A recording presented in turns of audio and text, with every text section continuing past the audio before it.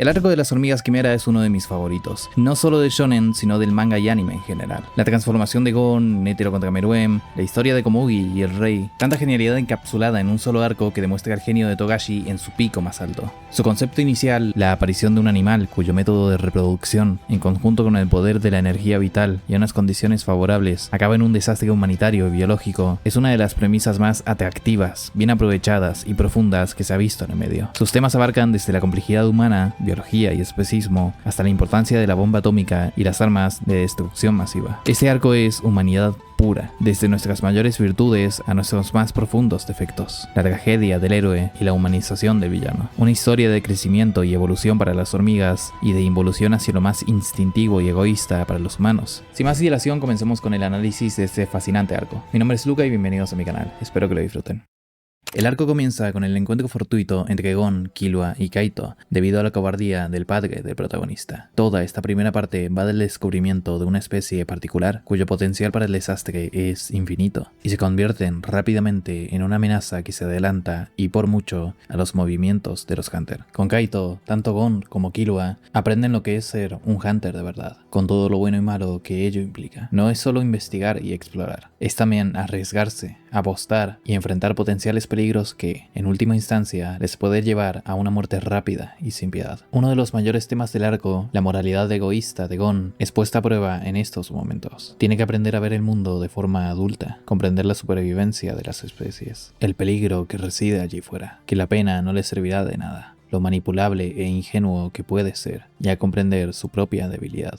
Las hormigas se desarrollan justamente en las condiciones óptimas para un desastre. Una hormiga reina anormalmente grande, un espacio aislado para criar muy tranquilamente a su ejército, y una nación que deja a la naturaleza acampar a sus anchas. Las hormigas quimera como concepto de especie son fascinantes. Su método de reproducción, la fagogénesis, heredar a generaciones futuras los genes de las especies de las que se alimentan, dan lugar, en conjunto con un sistema de poder como el Nen, a un concepto increíble para un arco. A su vez, la organización natural de las hormigas, corrompida luego por la personalidad humana, les dan el potencial de dominar el mundo, y plantean una inquietante pregunta. ¿Qué pasaría si una nueva especie, con nuestras mismas ventajas y sin nuestros efectos físicos, apareciera y desafiara nuestro dominio en este planeta? A su vez, también plantea la facilidad con la que la estabilidad de todo nuestro ecosistema puede arruinarse. Algo remarcado varias veces a lo largo del arco es el cómo las hormigas no tienen noción del bien y el mal. Sus horripilantes actos son enmarcados bajo la necesidad biológica, por muy oscuros que puedan resultar. Su comportamiento responde al de un niño, desconocedor del mundo, y basado puramente en el instinto, antes que al maduro saber de un adulto, pese a que tengan prácticamente el mismo nivel de conciencia. En la práctica, son humanos adultos desprovistos de toda clase de conocimiento sobre el mundo, de un apetito voraz, y guiados a su vez inconscientemente por lo que fueron en su vida animal. En lo comunitario, se deben a su reina y a sus mandados, aunque muchos prefieran ignorarlos a mayor egoísmo profesen. Poseen tanto la inocencia de un animal como la capacidad de raciocinio de un humano. A lo largo del arco, Kaito se encuentra en la peor de las situaciones, una inmanejable cantidad de factores azarosos construyendo un desastre humanitario monumental, un par de Hunter inexpertos acompañándole a recolectar la información necesaria para aplacar la plaga. Es el sacrificio necesario por el conocimiento, el mal presentimiento llevando a una tragedia. Su propio poder representa su situación en la vida. Es manejado por la suerte y las circunstancias hasta en la elección de su arma. De hecho, en su muerte, es manejado como una marioneta al igual que en vida. No poder descifrar el peligroso mundo que le rodea le lleva a un destino trágico. Su muerte es una lección para el resto de la seriedad absoluta con la que deben tomar el asunto, algo que trasciende la propia lógica interna del país y traspasa directamente a una amenaza para la humanidad en su conjunto.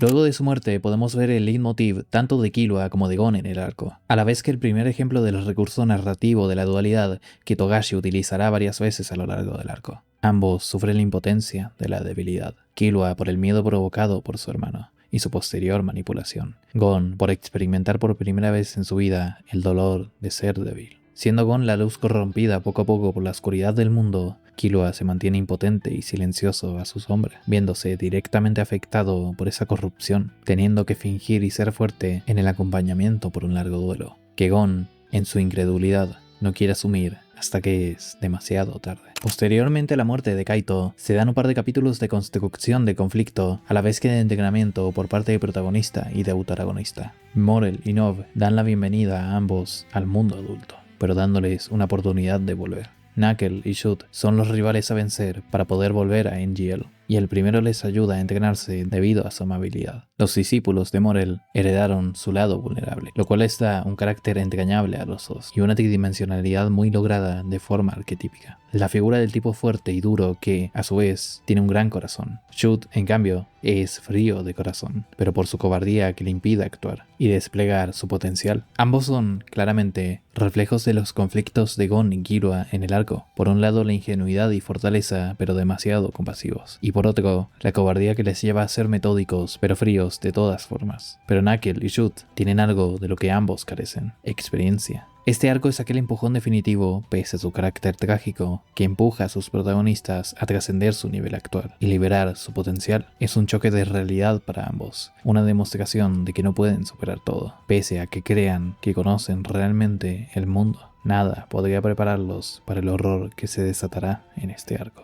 De mientras, el grupo del presidente va observando a las hormigas, preparándose, planificando y ejecutando su exterminio. En estos momentos, con apenas días desde su nacimiento, las hormigas no han tenido contacto con lo humano, más allá de utilizarlos como fuente de alimentos. No saben que lo que hacen, a juicio de las personas, está mal. Sacian sus necesidades, no comprenden de moral. ¿Cómo uno puede pedirles a seres recién nacidos que comprendan el mundo a su alrededor y tengan empatía? Al final, esto acaba siendo una lucha por la supervivencia de cada especie, no por la maldad de unos u otros. A su vez, en las hormigas se van viendo pequeños vistazos de sus vidas pasadas. Van haciéndose seres cada vez más complejos. En cuanto las hormigas empiezan a tener genes humanos, su mentalidad de colmena es afectada por la individualidad de nuestra especie. Y, a su vez, la propia especie semilla que les da forma a su personalidad. La humanidad en ellas es su empoderamiento y, a su vez, su perdición, pues hace que su mayor virtud, la organización y cooperación, se pierda entre deseos egoístas, desobedecen órdenes, matan más humanos de lo normal por hambre o por placer, crean caos en la cadena de mando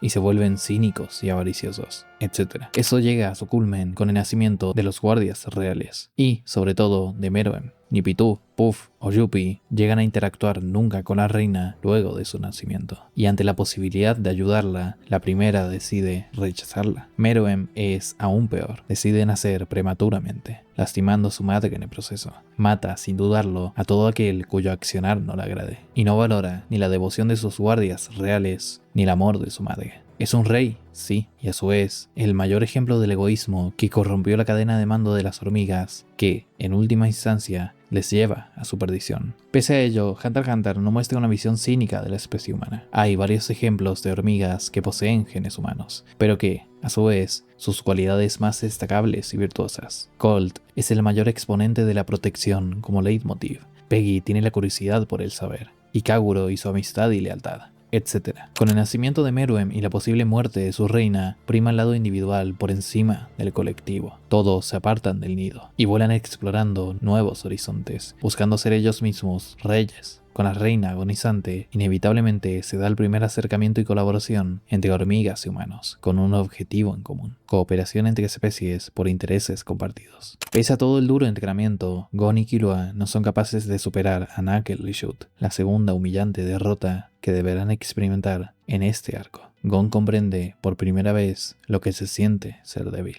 No poder proteger y estar a la altura del resto. Estar indefenso ante un mundo que él se sentía tan confiado de conocer y explorar. A posteriori tenemos la preparación de la invasión, donde Gon debe esperar 30 días a que se restaure su Nen junto a Killua, y el resto se dedican a realizar inteligencia, bajas estratégicas y a interferir con los planes genocidas de las hormigas. En la cita de Pam con Gon, Killua se dedica a intentar protegerle por mucho que su cobardía, resaltada por Morel y Fiske, le tire para atrás. Sus verdaderos sentimientos de impotencia, tristeza y preocupación por Gon son desvelados aquí, al igual que más adelante. Sin importar cuánto lo intente, no puede proteger a quien le salvó de su familia. La aguja de Illumi, en este sentido, es una metáfora de los traumas, inseguridades y enseñanzas infantiles. Una fuerte atadura a la familia que, sin embargo, es simplemente imaginaria y fácil de romper en cuanto logras discernir su origen. Killua se independiza en este momento de la figura de Illumi que se posaba siniestra y obsesiva sobre su vida, marcando el rumbo de sus amistades indirectamente. A lo largo de este periodo de tiempo, Gon se fuerza a sostener su esperanza todo lo posible, pero a la vez a contener su ira para curar a Kaito. Creer que ha muerto implicaría responsabilizarse de ese hecho, y por ello da todo de sí por mantener esa esperanza, aun cuando la llama está extinta y el pálido cuerpo de Kaito marchita ese júbilo primaveral. Hunter x Hunter, en cierto sentido, es el doloroso camino de crecer y conocer verdaderamente el mundo. Meruem, en un principio, se guía por necesidades fisiológicas de la forma más egoísta posible. Busca consumir humanos raros que puedan brindarle la satisfacción alimenticia que recibía en su gestación. No puede importarle menos la vida de uno de los de su especie, o si un acto de insubordinación accidental merece semejante castigo. Se comporta como un rey por nacimiento, y no comprende quién es realmente, ni el comportamiento que debe adoptar. Ni su madre es capaz de ser una figura de autoridad para él, por lo que realmente no hay límites. Al llegar a Gortó del Este y tomar el palacio real, se cuestionan dos cosas. Primero, la hipocresía humana de pedir piedad, cuando sabe que ellos mismos son los primeros en no tenerle piedad a los animales que consumen. Segundo, el patetismo de los que claman ser reyes entre mortales, pese a su nula capacidad y merecimientos, y sostenidos únicamente entre intereses, uso de la violencia y autoritarismo para imponer su orden frente a una masa desorganizada y carente de autoestima. Es entonces que empieza a adquirir un ligero interés en satisfacer necesidades ya intelectuales y existenciales. En la búsqueda de entretenerse y conocer más acerca del mundo, Meruem acaba topándose con quien parece ser la definición absoluta del patetismo despreciado por él, Komugi, una simple jugadora de Gunji.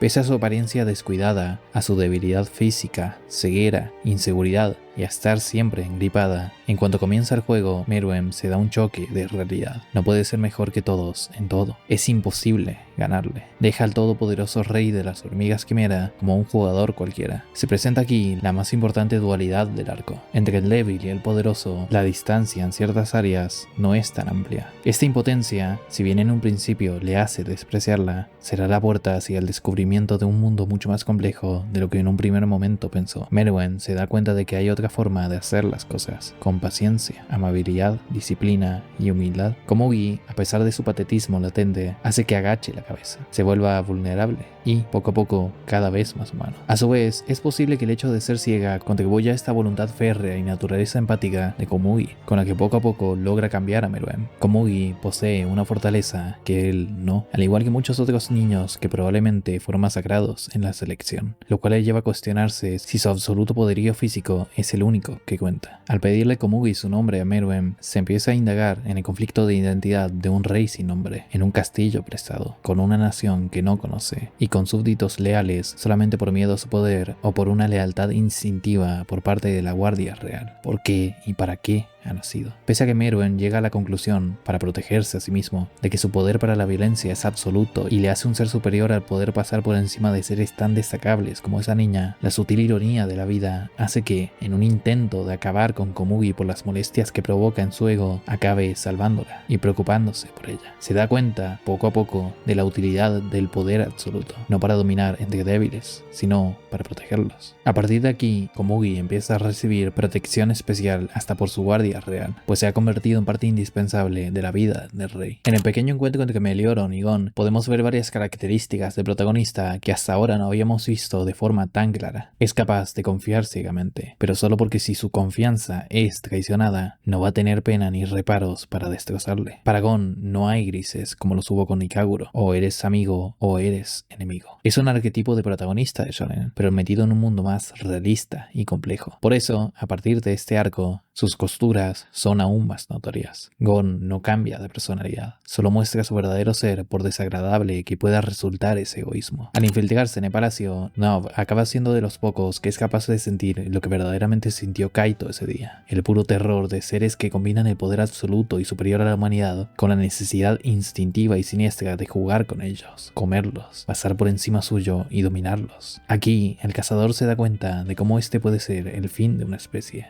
del verdadero enemigo que están enfrentando. El estrés postraumático a posteriori acaba afectando en su cabello, haciéndole envejecer al igual que Welfin por el temor provocado ante simplemente la sensación de ser devorados. Aquí se pone en contexto también cuán increíbles son Gon y Killua al seguir adelante pese a esto, al volver a intentarlo incluso habiendo sentido toda esta maldad. En cierto punto, Killua acaba conociendo a Ikaguro y se vuelve para él lo mismo que Gon fue para el propio Killua, una luz en su vida, amistad, descubrimiento de una nueva vida y el valor de sí mismo. Una muestra de cómo el amor por la vida, la amistad genuina y la fascinación por este mundo puede multiplicarse si tenemos la voluntad de sacar a alguien del pozo. También sirve a modo de mostrar cómo ha progresado Killua, al igual que se muestra con Gon y Meleoron, pero en un sentido más cínico, y ver cómo con un poco de voluntad de traspasar las barreras entre hormigas y humanos puede existir cierta cordialidad y amistad. Antes de la invasión podemos ver el nerviosismo dentro del grupo, la determinación de Gon, la ansiedad de Killua preocupado por su amigo, la propia ansiedad de Shoot por su cobardía y la tamaña tarea que carga en sus hombros, el conflicto interno de Knuckle al tener que acabar con hormigas que pueden tener un gran corazón, etc. Todos son conflictos que a final de cuentas acabarán siendo puestos a prueba en el arco. Dentro del palacio, las dudas existenciales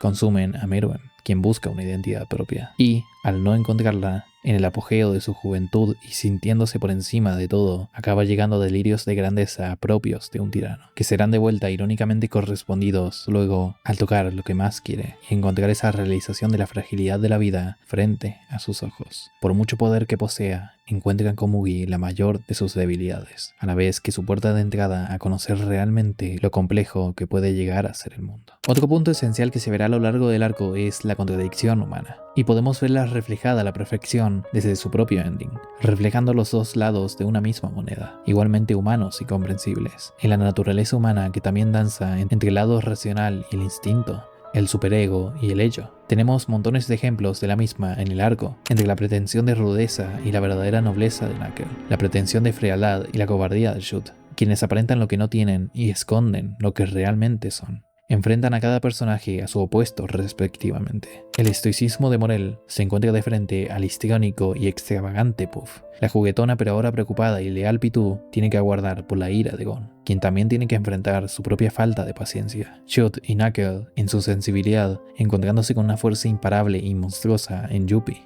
Netero en su experiencia contra la inexperiencia de Meruem, etc. También entre propios compañeros hay dualidades. Gon, la ira; Killua, la tristeza; Shuto, el renacer; Knuckle teniendo que esconderse; Nov no pudiendo ir a la misión por el estrés; Morel acudiendo pese al cansancio provocado previamente a la misma. La eternidad y magnificencia de los movimientos de Netero, lo punzante y preciso de las habilidades de Zeno, la gentileza y humildad en los movimientos de Komugi, la agresividad y delirios de grandeza en Meruem, la naturaleza juguetona pero materna de Pitou, lo preocupado de Puff y el instinto animal e irracional de Youpi. Comenzada la invasión del palacio, además de ver la entrada más genial de la historia, podemos observar un poco del pasado de Netero, el cómo llegó a tal nivel de poder, en plena madurez espiritual y física, en el pico pleno de sus poderes. Luego de una intensa meditación, encuentra la forma de agradecer a las artes marciales por todo lo que le habían brindado. 10.000 puñetazos por día, acompañados de una oración. Aquí Netero profesa el ascetismo, se abstiene de toda necesidad material y placer individual, en una búsqueda de la excelencia, sacrificando todo en su vida por el agradecimiento, sumergiéndose en la locura de quien se aísla de forma total de la sociedad,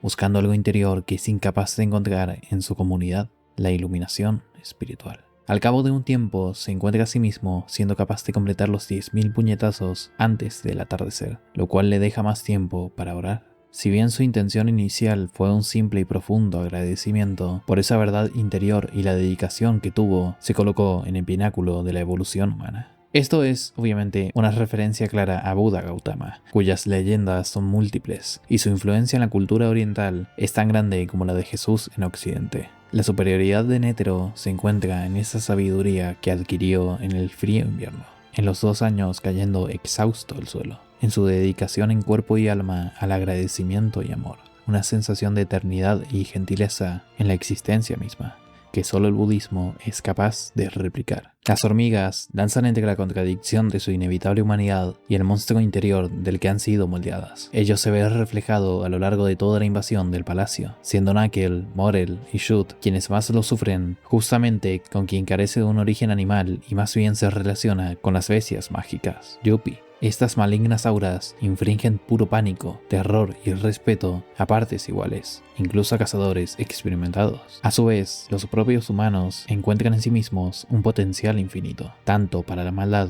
como para la compasión por esta especie. Cualquier movimiento en falso, error involuntario o palabra además, basta para caer en batalla. Es una cuestión de vida o muerte. Al llegar al palacio, Netero y Zeno se encuentran con esta misma dualidad de frente. Han herido a una niña pequeña con su poder. La herida realizada Komugi da muestra del choque de realidad que se plantea en esta invasión, donde la impotencia e incomprensión de la humanidad está en su pico. Esperaban llegar y encontrarse unos seres malvados y egoístas, que lo fueron en un pasado, y todo lo que encontraron fue el monstruo interior de cada uno. Las hormigas se guían por lealtad y protección. No son intrínsecamente buenas, pero tampoco malvadas per se. Irónicamente, pese al plan que llevan a cabo, son los más razonables del lugar, mientras que todo lo que los cazadores exigen son decisiones egoístas. Las lágrimas de Pitou y la gentileza de Meruem le dan un elemento de pena y respeto a la escena, incluso llegando a bajar la guardia y perder la motivación de la misión. Pero el impacto de ver la habilidad Nen de Pitou enturbia la sala,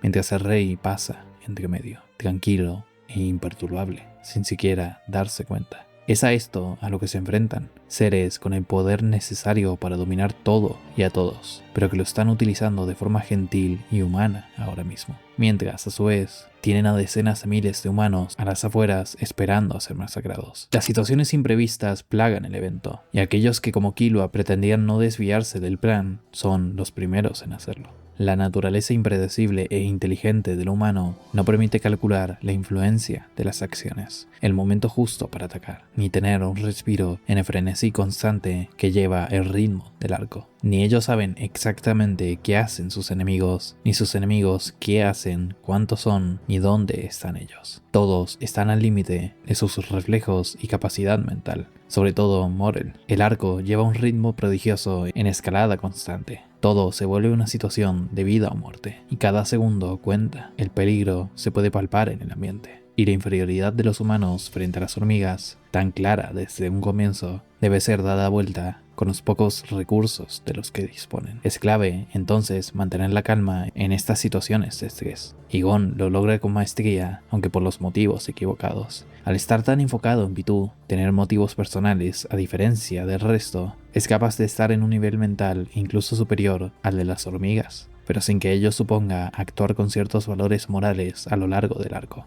Shoot, en esta operación donde irónicamente más debería sentir la presión de la situación, se siente en paz, floreciente, en plena metamorfosis, esperanzado, en éxtasis y absoluta confianza, no solo en sus habilidades, sino también en poder dar batalla. Ver a Gon enfrentarse a esta misión con tamaña determinación, destreza y valentía le inspira a hacer mucho más, a romper sus cadenas, a ganar la determinación necesaria para seguir luchando. Se anima a probar cosas nuevas, e incluso se cubre el ojo sin motivo alguno para disfrutar el combate. En condiciones normales no sería rival para Yuppie, pero en su florecer logra superar sus límites y encontrar ese ansiado estado mental de total libertad y comprensión de la situación, pese a no poder superar a su adversario. En la adversidad, Shoot se convierte en el más invaluable sacrificio. Quien iba de frente con todo, Knuckle, ahora debe quedarse atrás mientras Shoot se lleva lo peor de los ataques de Yuppie. Se ve restringido por su propia habilidad y su gran corazón, que por un lado lo obliga a retroceder, pero por el otro entra en conflicto por su debilidad ante los seres inocentes y de igual corazón, desviándose del plan para ayudar a su compañero que lo está dando todo pese a la inminente derrota. En todo esto, y para no repetirlo luego, Melioron es clave estratégicamente. Logra darle un respiro a todos los cazadores cuando lo necesitan y toma siempre, aunque no sin remordimiento, las mejores decisiones para que el plan funcione de manera correcta.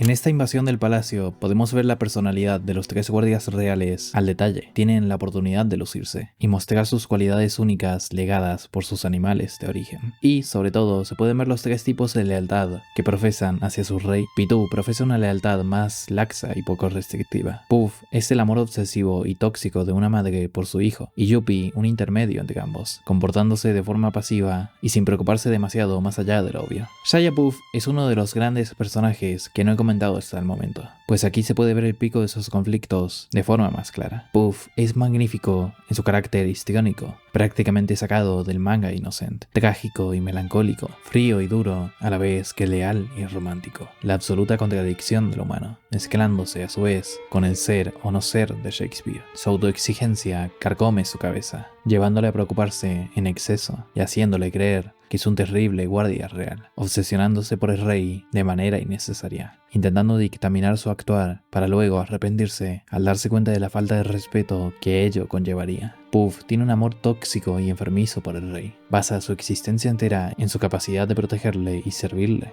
Ello le lleva a danzar entre la belleza y elegancia de su ser, sacada directamente de las coloridas alas legadas por su origen como mariposa, y lo grotesco detrás de esa máscara, representado por su ambivalente origen como insecto. Quiere serle leal al rey y desea lo mejor para él, pero ello implica quitarle su libertad de acción, lo cual a su juicio es una falta de respeto. Es una contradicción andante, incapaz de adaptarse como Pitou al rey, poniendo su propio criterio por encima del bienestar del mismo. A su vez, esa necesidad inconsciente y fisiológica de servirle es lo que le obliga a seguir en este camino de insatisfacción, incomodidad y desprecio a sí mismo. En cuanto se da la invasión al palacio, va apresurado a la sala del trono, aun sabiendo que probablemente Meruem esté con Komugi, pues en su mente no es capaz de aceptar el hecho de que su rey se rebaje por una simple mortal como ella. Esto le provoca un quiebre mental, donde traiciona al rey por no ser capaz de aceptar su voluntad, de adaptarse a los cambios de a quien sirve. En el momento más tenso del arco, Gon logra dar con Pitou gracias a la indicación de Netero. He aquí se puede ver, de vuelta, la otra cara, la oscuridad del héroe caído en desgracia. Gon salta solo a por su némesis, dejando a Killua atrás por su rencor. Los ojos de Gon, a partir de esta invasión, se tornan determinados, oscuros, monstruosos, carentes de inocencia y llenos de malicia y furia. La pregunta principal que plantea la escena es ¿quién es el monstruo? ¿Quién sana o quién amenaza? Una demostración de cuán bajo puede caer hasta el más inocente de los niños si es corrompido por el dolor, frustración e injusticia. Pitou le pide a Gon que le permita salvar a Komugi, y esa palabra queda grabada en su mente. La inverosimilitud de tal petición, contrastada con la imagen que el protagonista se hizo de la hormiga quimera, deja una marca visible en su ego. Pitou ha pasado del jugueteo del infante, la incomprensión de las consecuencias de sus acciones, a la protección materna derivada de tener que enfrentarlas en el peor momento posible, llevándola a rogar a su agresor que le permita un poco de tiempo. No le importa realmente escuchar tales amenazas de Gon, sino lo que puede hacer con la indefensa niña en caso de no llegar a un acuerdo.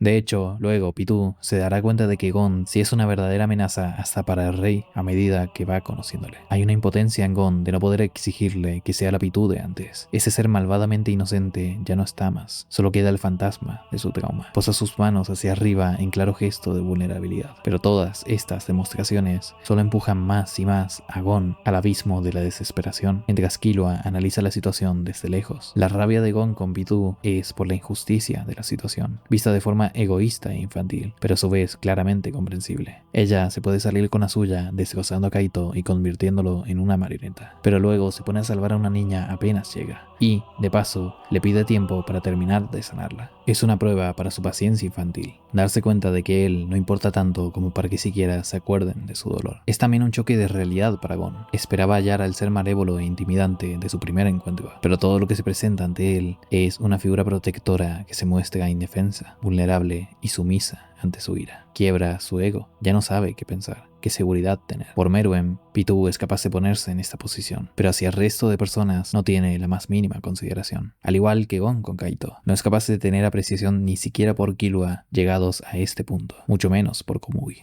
Un egoísmo simplemente humano, que, en su infantilidad y dolor, no es capaz de comprender. Gon en este momento da más miedo que la propia Pitou en su sumisión. Los papeles, debido al rencor, se invierten. Pitou debe proteger a su rey y a quien quiere. Gon quiere hacer volver a Kaito, pero el protagonismo pasivo se vuelca en Pitou y el antagonismo activo se vuelca a Gon. El plano se inclina mostrando a Pitou con la balanza de la situación. Se aleja de Gon y Pitou y muestra el resto de espacio en donde aislado reside Killua. Pitou es la actitud defensiva, Killua la voz de la razón, y Gon la agresividad pura y dura en el diseño de la escena. Los papeles son invertidos. Quien se ve caprichoso, egoísta y cínico ya no es Pitou, sino Gon. La figura protectora, en cambio, es la guardia real, quien protege a Komugi de la verdadera amenaza de la sala. Una demostración de que cualquiera, bajo las condiciones más desafortunadas, puede convertirse en un monstruo. Con la tensa y confusa situación, Gon no es capaz de razonar, de confiar, no puede hacer ninguna posible concesión a Pitou, pese a necesitar de la ayuda de su némesis. Solo puede gritar, amenazar y exigir, nunca ceder. Quebrarse brazo en la desconfianza total es solo un ataque más al ego de Gon. Es capaz de realizar cualquier tipo de acción por Komugi, pero a Kaito lo deja abandonado y destrozado a la intemperie.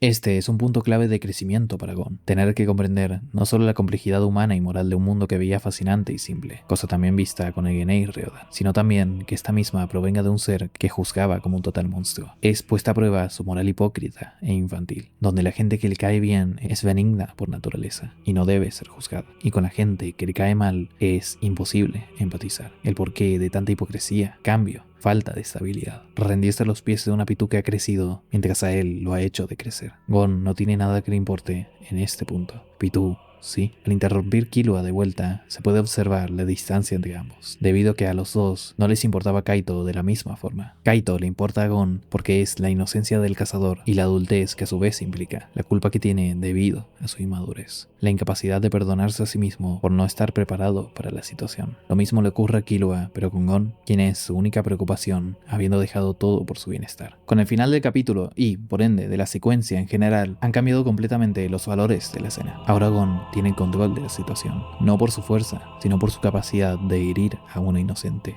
y ser un monstruo. La debilidad de Pitou es que le importe tanto al rey, que le importe tanto Kaito es la fortaleza de Gon. Esta escena marca el punto en el que Hunter x Hunter demuestra, de forma definitiva, el tono oscuro que va a tomar la obra a partir de ahora. Es una declaración de intenciones. A partir de ahora se verá realmente la moral gris de sus personajes, la humanidad en cada uno, el lado de la hormiga y el humano peleándose por tomar el control, y los abismos a los que nos puede llevar el egoísmo y el odio. Seguido de esto, se continúa con otros momentos de especial relevancia en el desarrollo de los personajes. La desconfianza e inseguridad de Welfin, que le llevan a sobrepensar y vigilar demasiado. La cobardía de Ikaguro. El desahogo de Killua contra Youpi. El orgullo herido de Shuta. Y la necesidad de vengarlo por parte de Knuckle. Especialmente relevante es el intercambio que se da entre Knuckle y Youpi, pasando de la ira contra el otro, uno por molesto y el otro por herir el orgullo de su camarada, al respeto mutuo por las cualidades humanas y su orgullo como guerreros. Al comprender y profundizar en lo poco que se conocen, las hormigas quimera maduran, respetan y admiran a los cazadores. Así como Youpi reconoció sus esfuerzos, Knuckle reconoce a Youpi por su comprensión y ya no puede luchar contra algo que se le asemeja tanto. De hecho, esto es otro tema de especial relevancia en el arco. Gon y Pitou son más parecidos de lo que creen. Youpi es parecido a sus rivales. Netero y Meruem buscan el poder absoluto y un desafío a su altura. Esto profundiza aún más en el tema del arco. ¿Qué hacer cuando tu enemigo es tan o más humano que tú? ¿Cuándo es conveniente parar la misión por empatía? ¿Y cuándo se debe continuar hasta las últimas consecuencias? Knuckle, Shud y Morel hasta cierto punto pelean con el orgullo de un guerrero, pero con un corazón de oro, siendo inteligentes tácticamente, pero excesivamente guiados por sus sentimientos. Pero, entonces, la pregunta abierta al ver a Komugi herida por el método utilizado en la invasión vuelve a aparecer.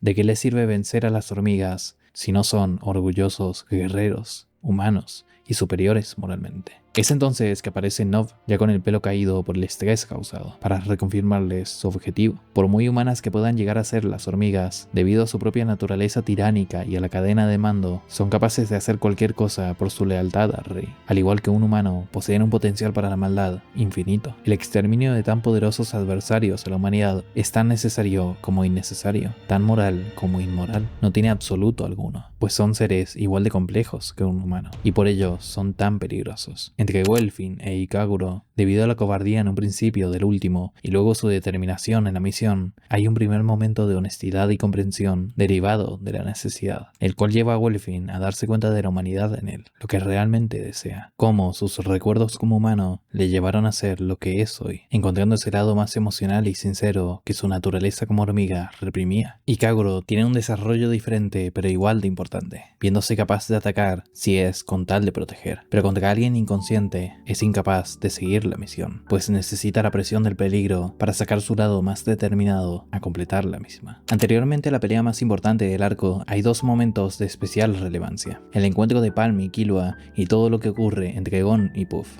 En la primera escena podemos ver a Killua dejando salir todo lo que ha venido reprimiendo para no molestar a Gon, todo el peso de tener que ir tras sus pasos, intentando protegerlo, solicitando, impotente, que Palm intente calmar a Gon, pues es la única que puede devolverle el brillo a sus ojos. Aquí Palm le hace notar cómo, en su impotencia, subestima la influencia que tiene sobre él, cómo puede ser su única ayuda en caso de que Kaito realmente esté muerto. Por el otro lado, un frío Gon impresiona hasta el propio Puff con su dominio de la situación. Ha pasado de una actitud alegre y jovial en comienzos de la obra al egoísmo de Meruem en su nacimiento. De una actitud cínica y maquiavélica, sabe sus objetivos y está dispuesto a todo por cumplirlos. La moral se le pasa por alto completamente, reemplazada por el capricho de que curen a Kaito, y así deshacerse de su porción de culpa en el desafortunado acontecimiento. Al irse Puff de la sala sin permiso, su reacción es mucho peor de lo que Pitou hubiera estimado. Le quita 10 minutos para curar a Komugi, pues sabe que tiene el control de la situación y puede dar vuelta a las tornas con relativa facilidad. Le pega al rey en donde más le duele y más frágiles. La propia Pitou teme por el rey al ver a Gon, sabionda de que este puede estar a otro nivel, capaz de amenazar a su superior. Esto es notado también por el propio Puff, que se da cuenta de que Gon es quien ostenta un nivel superior de determinación con respecto al resto de cazadores. Gon es el tigre, el depredador amenazante que busca apoderarse de la cría de la pobre gata. Al ir a buscar a Puff, un aquel esperanzado por la humanidad que logró ver en Yuppie se encuentra de frente con la pura realidad. Mitad humano, mitad insecto, Puff se posa sobre él de forma cínica y animal, mostrando su verdadera cara, la que él no quiere ver. Demuestra, a su vez, la ambivalente naturaleza de esta nueva especie tan impredecible y extraordinaria.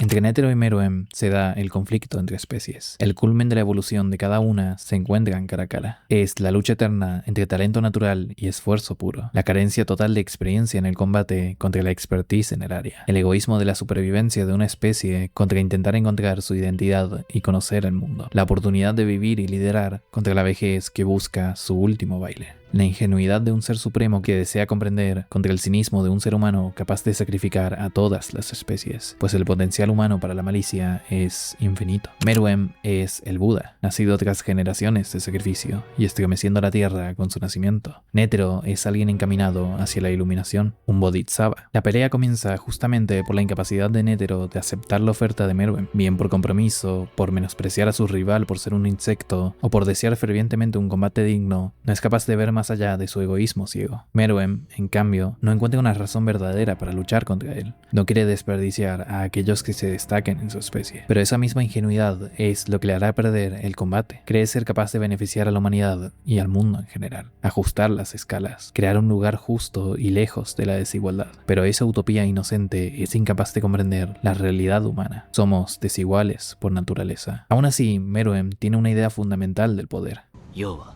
何のために力を使うかを学習した。弱く。しかし生かすべきものを守るためだ。敗者を虐げるためでは決してない。 Aquí, Netero, tan ansioso por el combate, se encuentra ante un dilema de difícil resolución, que hace que su corazón dude. Ese rey tan sanguinario y cruel en apariencia está madurando y comprendiendo al mundo, cómo debe usar su poder, pero no es seguro confiarle el poder absoluto a nadie. アリと人との間で、そしてまだ気づいていない。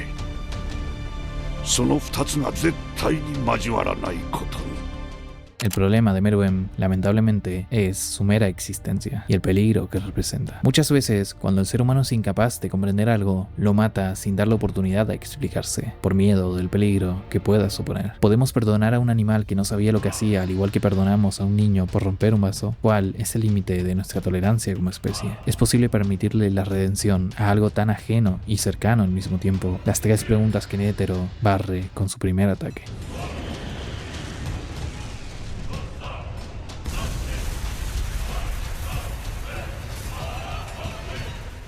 Lo que se le asignó originalmente al presidente de la Asociación de Cazadores fue, simple y llanamente, el exterminio absoluto de las hormigas quimera. Sin lugar a dudas ni negociaciones, no puede hacer el más mínimo intento de razonar con esta especie. Por ello es que, utilizando su Hyakushiki Canon, lo aplasta como a un insecto y lo trata como tal. Debe despreciarlo para no sentir que el propósito de su misión se ha corrompido. Netero representa aquí el corazón de la humanidad, con sus errores y grandeza, la capacidad de lucha y a su vez el egoísmo de protegernos. Pero, pese a este extraordinario poder, no es rival para un Meruem que, con la más mínima señal de irritación, ya es capaz de hacerle retroceder lo más posible. Solo con el ofrecimiento de decirle su nombre, darle una identidad fuera de ser rey, es capaz de hacerle sentir ganas de luchar. Meruem justamente es adicto a los juegos de mesa, de dominar al rival con estrategia, en donde no puedes usar tu fuerza bruta para ganar. Aprender el ritmo del rival con estos juegos le sirve para pelear contra Netero. Es aquí que Netero pierde a la vez que gana. Tiene que esperar por primera vez a que hagan el primer movimiento. A lo largo de la pelea le veremos recurrir a tácticas tramposas con tal de hacerle frente a la amenaza que representa al rey. Tantos años sacrificados en su vida para tener que recurrir a estos métodos. Tanto aburrimiento de siempre ganar y ahora la desesperación de no poder hacerlo. Buscar perfección ideal y acabar envejeciendo y perdiendo el toque con el tiempo. Buscó poner su alma y corazón contra un adversario formidable sin saber cuánto le acabaría costando. Ese contraste irónico. Quien representa la paz absoluta de Buda, libre de sufrimiento y rival, es quien más nervioso tiene que ponerse. En cambio, Meruem, ante el primer desafío serio de su vida, se muestra calmado y estoico. Es esto mismo lo que hace que Netero acabe perdiendo. Ya no puede entrar en el estado de no mente. Mushin, le dirían los budistas. Solo puede reaccionar a Meruem, sentir su identidad atacada al llamarle hormiga. No es capaz de mantener la compostura. Netero muestra su determinación férrea al cerrar la herida de su pierna y pelear con una sola en una pose de absoluta dignidad, a la vez que humanidad. Llegado a este punto, encuentran ambos la emoción de la batalla, y en un sublime momento que no llega a durar más de un minuto, se da el culmen del combate en movimientos estelares difícilmente perceptibles fuera de la zona del mismo. El pico de la evolución de ambas especies demuestran la dignidad que es capaz de alcanzar el individuo.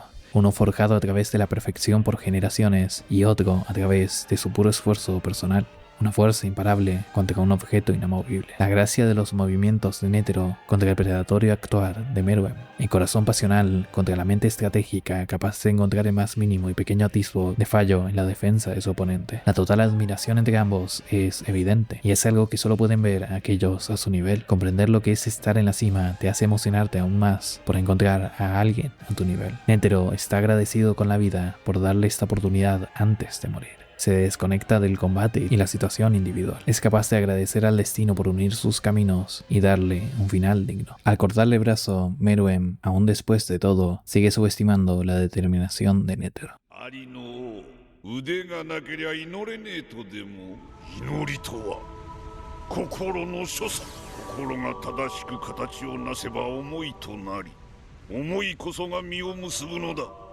Esta frase me parece una de las mayores genialidades del arco. Precede a la naturaleza dual de Netero, expresada en su ataque más gentil a la vez que brutal, la crueldad y sutileza, su ambivalente actuar, la mano cero. La ingenuidad de Meruem, hasta el último segundo, acaba siendo su completa perdición. En su inocencia no es capaz de discernir aquello que esté más allá de su poder, pues no lo ha visto ni experimentado en carne propia. Su poder es producto del sacrificio de incontables generaciones de hormigas, pero nada puede darle la experiencia para luchar contra aquello tan malicioso y malintencionado que incluso es capaz de sacrificarse a sí mismo para ganar. Luego de poder por fin conocer su nombre, Netero da un ultimátum al joven rey Meruem.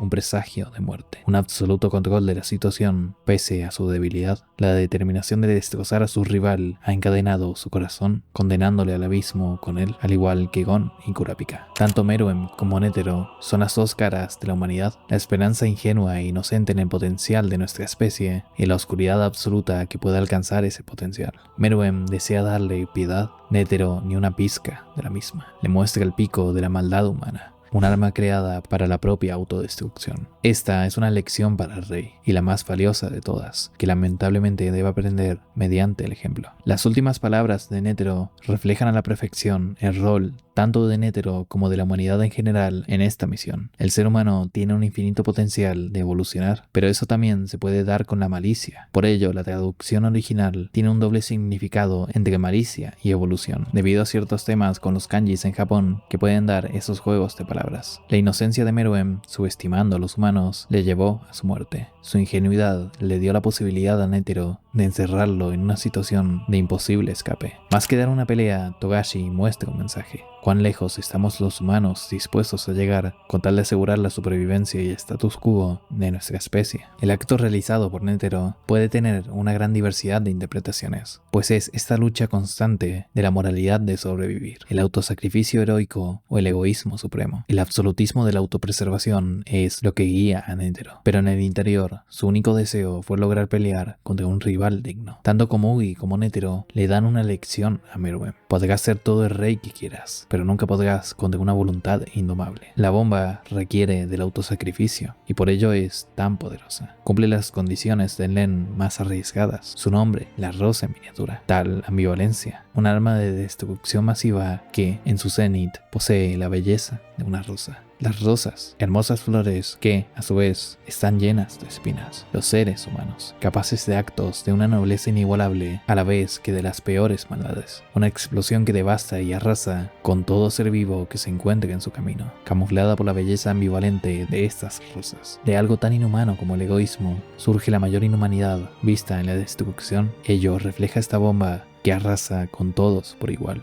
Ricos y pobres, desamparados y ostentosos. Es la muerte, sin distinción de clase, profesión, edad, raza, género ni especie. Tan así que incluso la propia bomba se asegura de no dejar posible víctima viva con su veneno. Es un arma diseñada expresamente con el objetivo de arrasar con todo. Terminado el largo trayecto, en un súbito encuentro con la realidad, Gon recibe un balazo de agua fría. Aquí Gon se encuentra entre la negación para protegerse a sí mismo y el dolor de ser el culpable de la muerte de Kaito, la absoluta incredulidad del duelo. Darse cuenta de que todo este tiempo sostuvo su esperanza por nada, que sus acciones ya no pueden ser cambiadas e influyeron de forma definitiva en la muerte de su maestro. Aprender a lidiar con las consecuencias de nuestras acciones. Kaito, la representación física de lo lejos que está Gon de ser un buen cazador, ha muerto por su culpa y no hay nada que pueda hacer para cambiarlo. Su último momento como niño es el punto de quiebre, la pérdida de la inocencia. Incluso así, no es capaz de comprender, en su absoluta ingenuidad, lo que está por suceder. Quiere creer que fue simplemente una mentira más, que lo va a arreglar. Pero Pitou, sin ser sanguinaria ni cruel, sino más bien directa y efectiva, le confirma su destino. Es ahí que el pequeño halo de esperanza es destrozado. Gon mira incrédulo. Pitou decide terminar con todo lo más pronto posible mientras encuentra a su víctima desconsolada. Pero ya no es ella quien tiene el control de la situación. Al darse cuenta de lo que de verdad pretende Pitou, Gon libera toda la oscuridad e ira que guardaba por el duelo, toda aquella rabia que tuvo que contener todo este tiempo, incluso aquella que se guardó mientras ésta curaba a Komugi. Es completamente desatada. La música tenebrosa inspira un escenario de horror. Sacrifica su potencial, su futuro, todo con tal de lograr su vacío objetivo, destrozar a Pitou. La transformación es ideal porque implica consecuencias reales. No es simplemente transformarse sin más y poder volver a tener ese power up siempre. Es arruinar su vida con un objetivo. El poder instantáneo siempre tiene un costo en Hunter x Hunter. La caída de Gon es la tragedia del héroe. Incapaz de sobreponerse a las circunstancias, impotente, viendo sus buenas intenciones traicionadas por el mundo, acaba corrompiéndose y cediendo ante sus impulsos más bajos, sacrificando todo su futuro, pues ya no hay esperanza.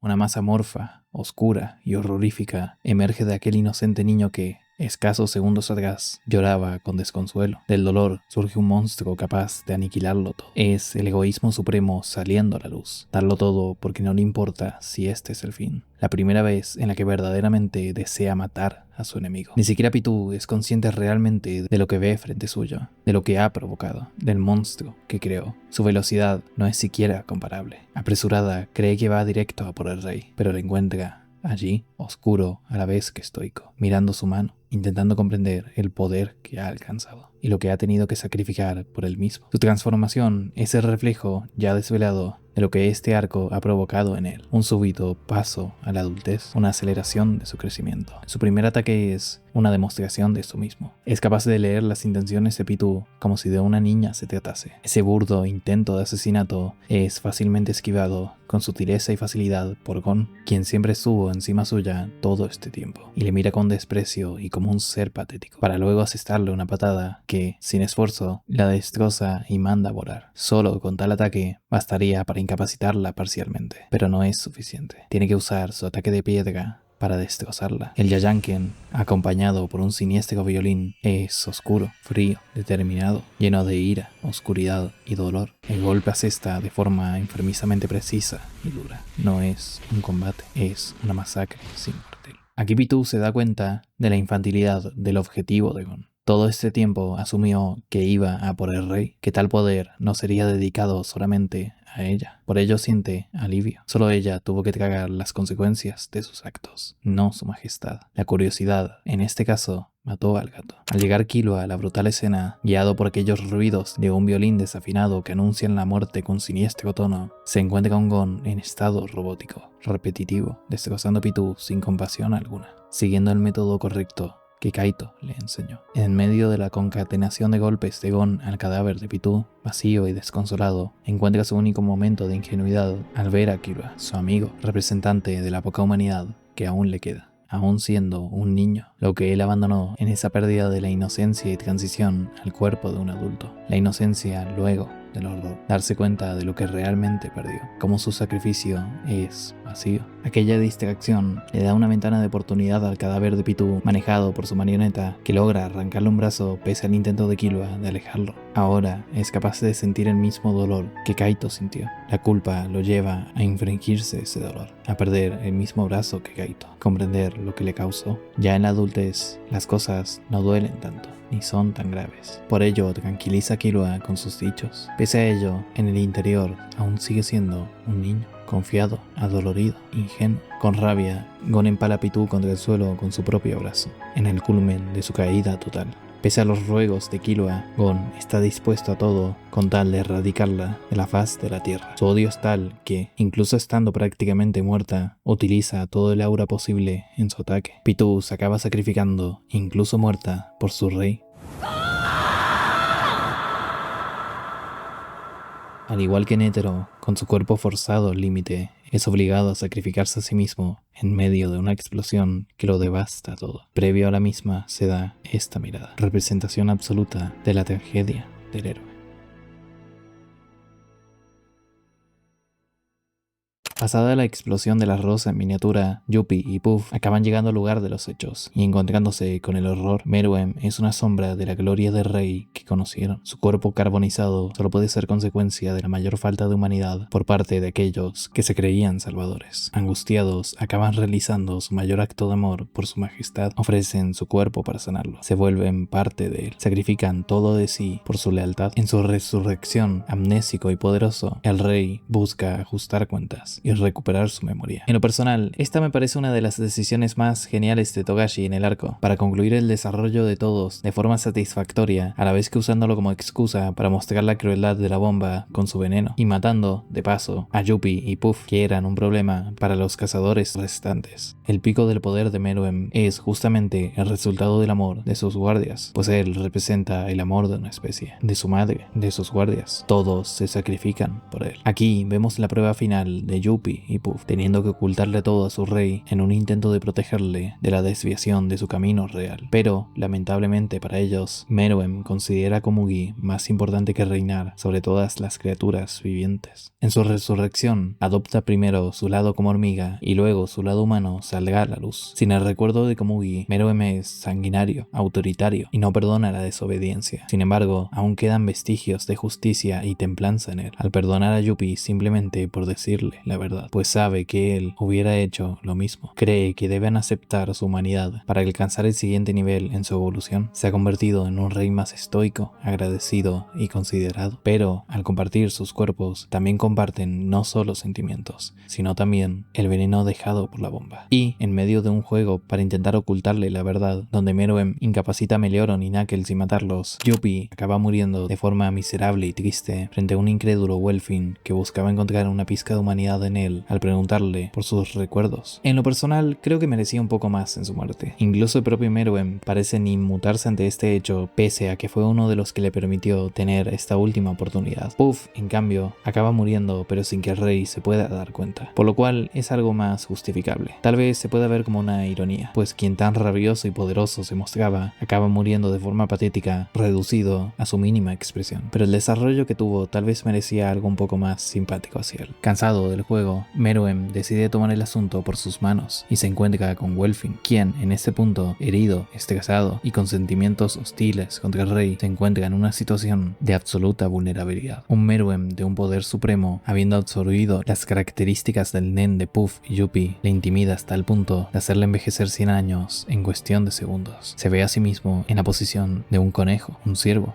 un animal indefenso ante su depredador. Lo mismo que le ocurre más temprano en el arco a Nov. El nivel de poder siniestro de la realeza es tan superior que afecta a sus enemigos primero de forma psicológica y luego con avasallamiento físico. He aquí, entre la presión de Puff y el rey, se puede ver otro de los elementos más importantes del arco que hasta el momento no he tocado: la importancia de medir cada mínima palabra en situaciones tan riesgosas. Welfin, entre el deseo absoluto de vivir y el miedo de ser comido, encuentra la palabra clave que el rey ha estado buscando todo este tiempo: Komugi. La simple mención de su nombre resuelve el acertijo que Meruem ha estado buscando todo este tiempo. Tal es el significado de ella para él. Puff reconoce ese amor que Meruem siente por Komugi, no uno romántico en el sentido de pareja, sino uno espiritual y existencial, la clase de conexión que va más allá de la mera reproducción. Un profundo agradecimiento por todo lo que le ha enseñado aquella niña ciega y torpe. Meruem no maduró por completo, sigue siendo sanguinario y frío en ocasiones, y sus ocasionales deseos de dominar le dan un aura intimidante, pero adquirió otra perspectiva de la humanidad en general, una estima, una madurez para comprender su especie y lo que deben hacer. Meruem aquí perdona a todos: Welfin, Puff, Knuckles, Melioron. Incluso si Welfin desea matarle, solo le pide que se calme, le dé su respuesta y le agradece.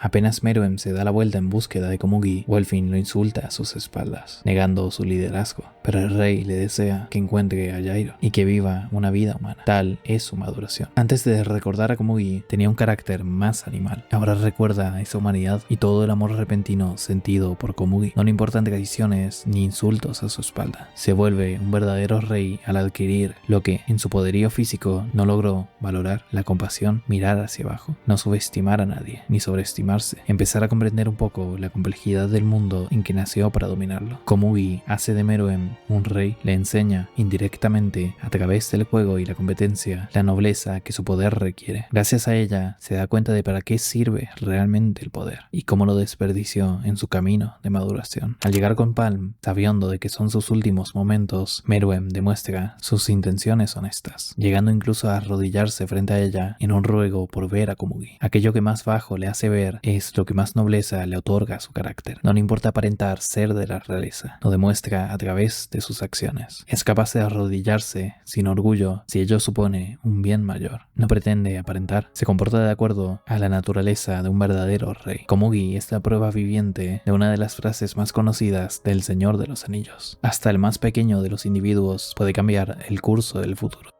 Al llegar con Komugi, Meruem logra tener su primer momento de alegría sincera. Puede por fin darle su nombre. Ha aprendido a disfrutar su compañía. Se da cuenta de que no entendía lo que realmente importa, pero ahora sí es capaz de verlo en su final. De lo tonto que fue anteriormente, de la evolución que ha tenido. Se vuelve juguetón y animado. cuánto ha subestimado en su poder absoluto a la raza humana. Allí Komugi, entre lágrimas, pregunta si merece realmente ser tan feliz. No se siente digna de tal honor, pues el primer ser que es capaz de ver su valor es justamente el rey. Meruem la quería a ella específicamente, a diferencia de todos los demás. El rey la quería y la valoró. Incluso si Meruem le comunica su pronto fallecimiento y cómo, por egoísmo, se la llevará consigo, a ella no le importa. Komugi quiere acompañar, siente que nació para este momento. Aquí podemos apreciar lo que realmente dio Komugi todo este tiempo. Una capacidad infinita para amar. Su final es precioso. Las pocas memorias que lograron crear, la alegría e ilusión del juego, encontrando su humanidad en el proceso, la competencia, las ganas de ser mejor, de superarse, buscando ganar. Meruem encontró su primera conexión real y a través de esa conexión encontró al mundo. El lugar se vuelve oscuro. Meruem pregunta repetidas veces si sigue ahí. En su muerte no logra vencerla ni una vez. Y eso no importa, nunca lo hizo. La primera vez que se siente algo cansado y frágil es en su muerte, con ella. Le pide que sostenga su mano. En los brazos de Komugi, en plena oscuridad similar a su ceguera, y disfrutando por última vez de la conexión a través del juego, Meruem muere pacíficamente.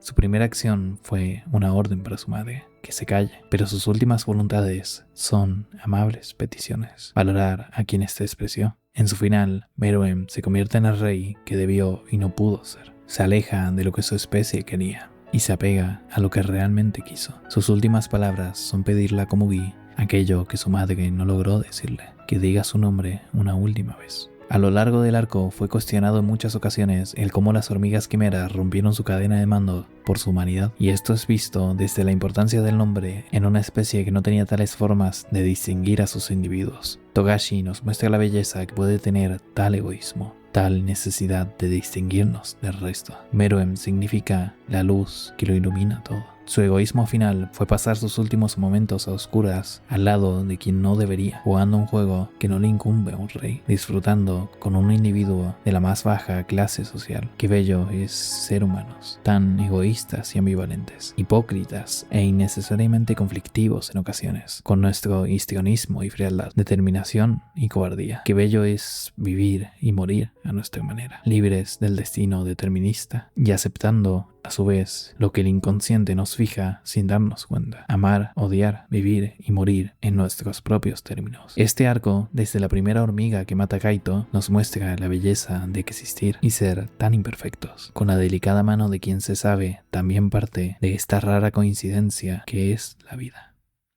Luego de la muerte de Meruem, hay un pequeño epílogo uniendo todos los cabos y viendo el destino del resto de hormigas. Es una forma de conectar el arco que viene con este y, también, para concluir con ciertos arcos. Probada acompaña a Reina. Welfin encuentra cierta alegría en el vivir luego del estrés sufrido, etc. Creo que lo más interesante es la historia de Reina y su madre. Un reencuentro duro y anticipado, doloroso a la vez que aliviante, con su madre reconociéndola, pese a su forma, en una demostración de que, aún en la tragedia, la calidez humana es más grande. Como el amor de una madre es capaz de atravesar cualquier barrera, incluso física. Es la inocente conexión entre dos especies. Reconocer la vida pese a las diferencias. Su reencuentro simboliza cómo, aun con las circunstancias intentando acabar con los vínculos, el amor prevalece.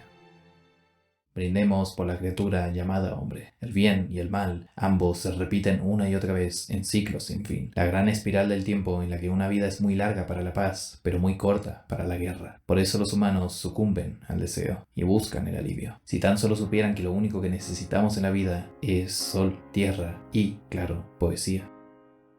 Creo que no hace falta decir mucho más. Este arco es una absoluta obra maestra. Pese a haberlo visto varias veces ya, me sigue emocionando como la primera vez. Su excelencia va desde lo emocionante de las batallas, los picos absolutos de la obra en el desarrollo de sus personajes, el increíble world building culminando con el concepto maestro detrás de las hormigas quimera y, sobre todas las cosas, esa sublimación de la humanidad absoluta en sus personajes. Los mismos se encuentran en la más delicada de las situaciones. Sus papeles se van invirtiendo en todo el arco, siendo contradictorios pero humanizándolos en el proceso. Shut logra sacar a flote todo su orgullo y emoción detrás de la aparente frialdad. Nakel tiene que huir y ser estratégico. Killua llora desconsolado como un niño pese a su educación fría. oscura. Gon sucumbe ante la oscuridad. Morel es dejado como un tonto por Puff. Netero lucha entre escuchar a Meruem o terminar el trabajo que se le ha asignado, decidiéndose por lo último en base a un deseo egoísta, etc. En todo esto, las hormigas acaban siendo humanizadas y los propios humanos deshumanizados. Las hormigas se acaban guiando por la necesidad de protección, afecto, lealtad y curiosidad. Los humanos por un deseo egoísta de autopreservar la especie, eliminar la amenaza antes de intentar comprenderla, con sacrificios supuestamente heroicos, pero que son más bien trágicos o malvados, totalmente carentes de nobleza. Podría haber sido un arco donde la humanidad fueran los héroes y las hormigas los villanos malvados, y valoro eso. No es que la intención de Togashi haya sido hacer quedar mal a la humanidad a propósito, podemos ver su amor por la misma en todas sus obras, sino más bien enseñar cómo las circunstancias nos corrompen, cómo nuestro heroísmo puede ser visto por el otro lado como maldad, dependiendo de a quién estemos intentando proteger, cómo la esencia humana reside en el conflicto, muchas veces irresoluble, y la búsqueda de una paz inalcanzable. Cuán complejos somos los humanos. La moral, ética y accionar, cómo cada punto de vista determina el valor positivo o negativo de una acción. Todo esto se ha visto a lo largo de toda la obra, pero se ve especialmente acentuado en este maravilloso arco. Eso es todo. Si quieren ver un vídeo analizando todo el viaje de Musashi Miyamoto en Vagabond, se los dejo por aquí. Y también les dejo mi canal de cine, en el que voy a estar subiendo, o ya estará subido, un vídeo de 45 minutos de Whiplash. Además de Gladiator, Blade Runner y próximamente muchos más. Muchas gracias por ver y hasta luego.